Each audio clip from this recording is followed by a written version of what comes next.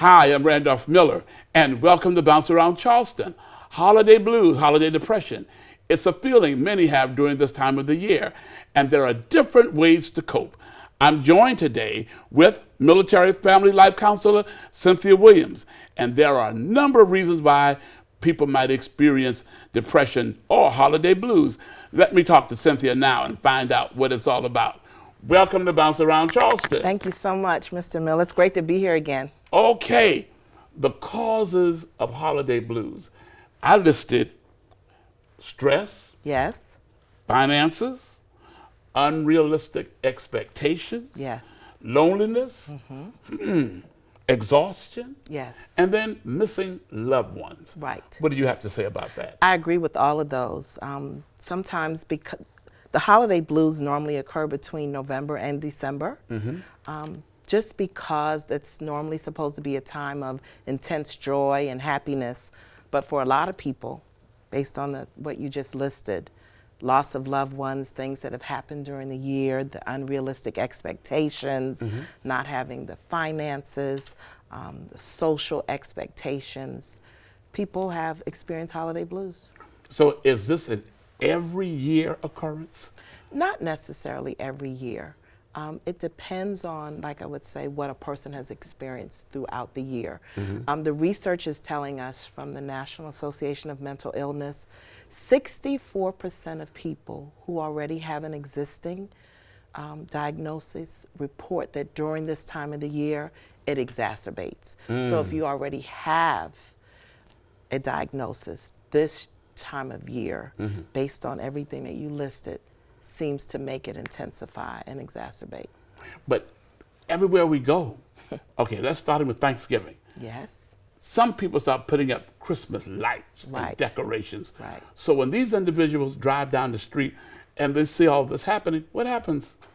Well, if you're experiencing holiday blues, your thought is, I'm not really into this. I'm not looking forward to it. So you have the spectrum of those who are really excited about the holidays, but you also have those who are dreading it, wanting December 31st to hurry up and come. So what?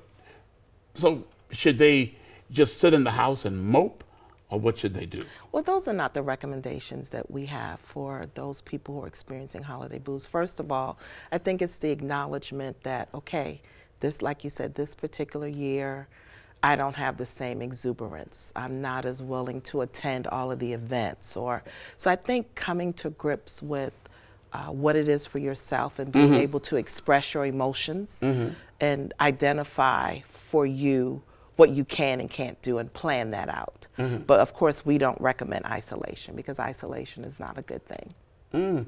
Okay, so then why get involved with all of the shopping if you know you don't have the finances to do that? Exactly.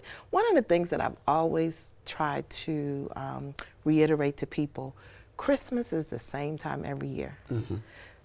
Plan for Christmas at the top of the year versus some people wait, and then it's so overwhelming. I think the more that you can plan based on your own financial situation, the better off you are.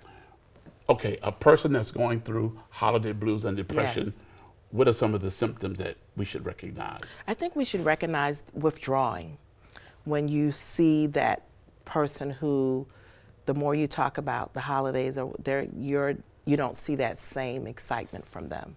Or maybe you are aware that, this person has experienced a traumatic loss and they're withdrawing, they're isolating, the things that maybe this was somebody who would cook a fabulous meal. And now they're telling you, I'm not interested in cooking this year. And you're like, oh.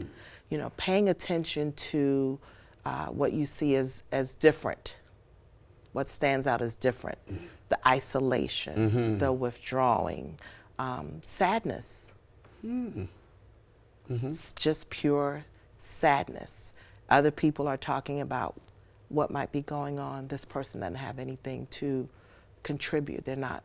Just sitting there. They're just sitting there. We call it the 1,000-mile stare.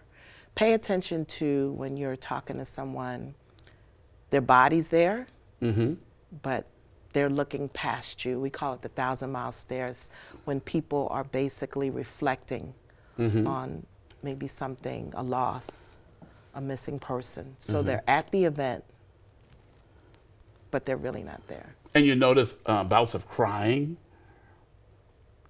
you know, just sitting there and the person is shedding tears and you're wondering, well, why is that? Then in my study, I also found out that people that go through depression and holiday blues, they, insomnia. Yes. So sometimes it's lack of sleep, or that's all they want to do. What did you do today? I just stayed in the bed. And so there's the holiday blues is not in the diagnostic manual, but the symptoms we need to pay attention to. We should not just ignore them when we see them. So should we approach this person? Yes, please. Definitely reach out and just say, you know, tell them what you see. This is what I see. How are you doing? And be concerned with those who are isolating, because we know isolation is not a good thing. We don't want people isolated. We understand that sometimes the person may say, hey, I don't want to be present at all of the family functions or all of the gatherings. We understand that. But just pay attention so that they're not alone. Okay, well, you hold that thought. Okay. We're going to go to break. Okay. And when we come back from break, Pastor Frank Snyder of Increasing Faith Ministries, he's going to join us so he can share with us a depression state that he went through. Okay. All of that for you